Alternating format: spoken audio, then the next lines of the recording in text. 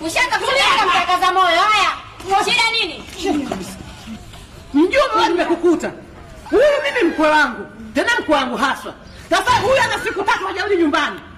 Alafu tena mume mke wake anamuuliza anampiga. Maana yake nini? Aha. Sasa mama usijali. Ndio. Umefika sehemu salama. Na kama pele limempata mpunaji. Yaani mkikaa mkielewana. Mapenzi mubashara mjumbe mbaya. Sasa hivi mmepigana ndio kuja kuniletea mimi akikaza moyo nipatie kistadi. Binti, usipende kufanya maamuzi wakati ambao ukiwa na hasira. Sasa naamua mimi kama mjumbe. Wewe mwanaume, mjumbe amua. Sawa. Wewe mwanaume utalala hapa kwangu, wewe mwanamke ondoka na mama yako, kesho utakuja kwa mwakesi. Unasemaje? Wewe unachanganyika mjumbe gani? Mama, uko kwenye mama uko kwenye chama cha dola. Kijana, choma ndani. Ana kwako kivipi?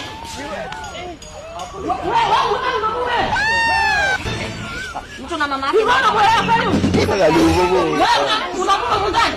Mama. Hivi ndani hajashikwa bega. Leo ndio. Mimi ndio nitajua cha kufanya. Tuone kesho atugeuke. Sawa.